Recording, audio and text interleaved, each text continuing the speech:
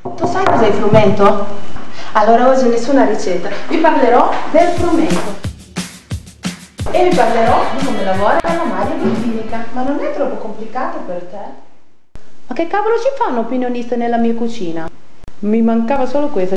Adesso vi farò vedere una rappresentazione grafica del chicco di frumento. Questa parte all'interno del chicco si chiama endosperma.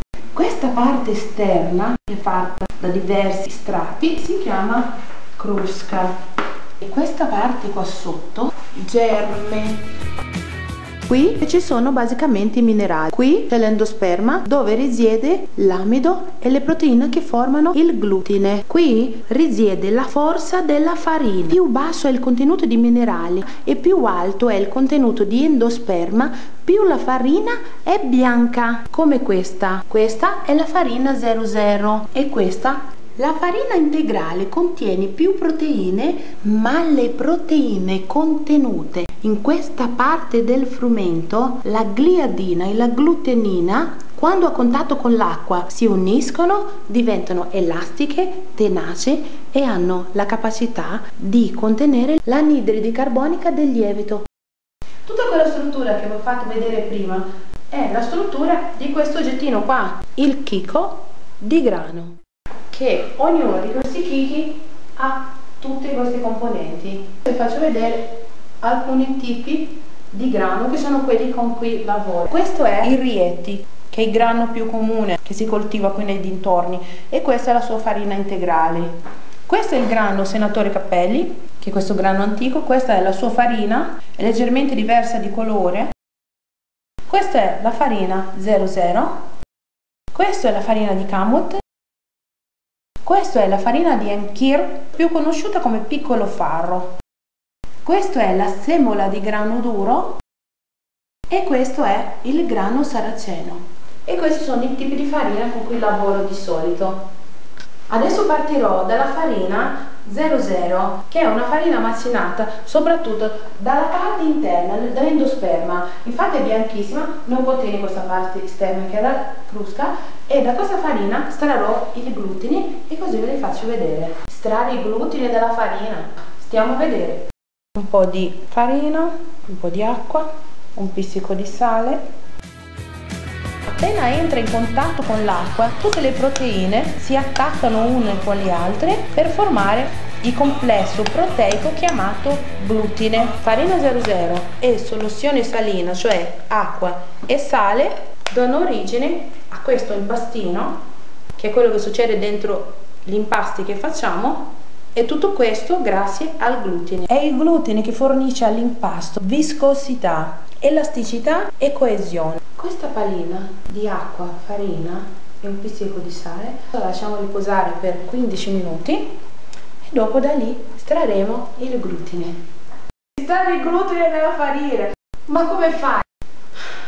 Che fatica a spiegare le cose alla gente, ma quando mai? Non ci vorrà pure qualche attrezzatura particolare. Lasciamo perdere questa qua che non capisce niente. Dopo che la pallina è riposata per 15 minuti, adesso l'attrezzatura importantissima che useremo è l'acqua. Metto questa qua dentro e non solo, ma la lavo. La farina sta rilasciando l'amido e il glutine è talmente coeso che riuscirò a lavare tutto quanto l'amido da questo impastino. L'amido rimarrà tutto nell'acqua. Vi farò vedere anche l'amido separato dal glutine. Non è così difficile. Piano piano si incomincia già a vedere che fa dei filamenti e lo possiamo lavare, manco fosse una stoffa. Le proteine del glutine sono veramente potenti. Dopo aver risciacquato bene bene è venuto fuori questo. La combinazione delle proteine del glutine danno origine a questa maglia glutinica che è molto resistente e compatta, e questo è la maglia glutinica. Questo è il seitan dei vegetariani. Pensare a questo cosino che gironzolo dentro il mio corpicino mi fa un certo effetto. Ma va va, il nostro apparato digerente, quando è in buon funzionamento, è capace di smantellare questo e altro. E quando non è così, è meglio stare alla larga dal glutine. Ecco perché gli impasti senza glutine faticano a lievitare. È come pompare l'aria dentro una camera d'aria piena di buchi. Se non c'è il glutine, non trattengono l'aria e non lievitano. Finalmente hai capito allora. Beh, allora adesso vi faccio vedere. Aspetta, ho capito anche un'altra cosa. I batteri si mangiano gli zuccheri e poi fanno tante scorreggine all'interno dell'impasto che viene poi trattenuta dal glutine, che poi formano tutte queste bolle all'interno del pane. Scorreggine dentro al pane. Comunque è la percentuale del glutine a determinare le proprietà dell'impasto. Per quello si scelgono farina di più forza per le lievitazioni più lunghe, tipo il pane, e le farine più deboli per le lievitazioni più veloci, tipo i biscotti. Una volta appendere questo a un chiodo è quello che si faceva per determinare l'elasticità e la tenacia di una farina. Invece attualmente i mulini usano moderne misurazioni chimiche e fisiche per classificare le farine. Ora vi mostro nella pratica come lavora il glutine. Questa è una panina della pizza con 24 ore di lievitazione. In queste 24 ore l'anidride carbonica è stata spinta da tutte le parti all'interno di questa panina e la maglia glutinica ha trattenuto l'aria facendola crescere. I movimenti delle mani sono fluidi ed energici.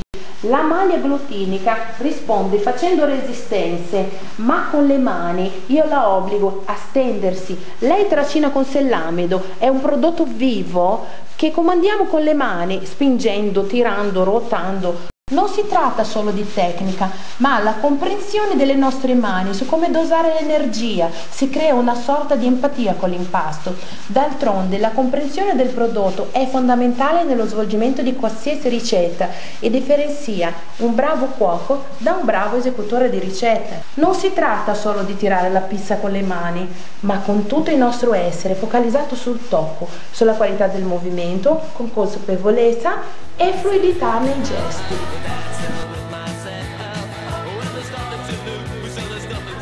Ma che mi credi di essere, Benedetta Parodi? Chi? Sì, Benedetta Parodi. Chi? Che rottura di Zebedei. Lei fa così. Benvenuti nella mia cucina. Conto. E mangiato. Mica come te che alla fine di ogni video ricetta ti abbuffi. Ma perché deve sempre mangiare? Ma perché mangi in continuazione? Ma porca miseria! Ma perché deve sempre mangiare così tanto? Comunque, a dire il vero, io mi sono sempre chiesta perché lei non mangia. Questo è un enigma. Però comunque io non ho tutte le risposte. E quella che avevo sull'argomento farina e sull'argomento frumento ve le ho date tutte qua in questa video ricetta e in altre video ricette sparse sul mio canale. Troppo facile, dillo che hai letto tutto su Wikipedia. Cosa?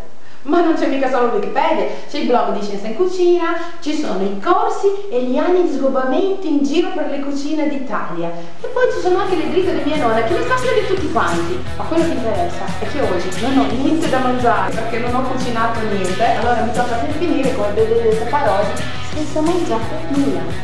Mettiamoci in pausa. Arrivederci nella mia cucina. Pronto? L'ho mangiato.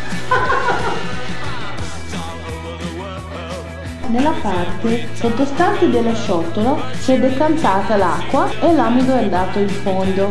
Ed ecco a voi l'amido del frumento.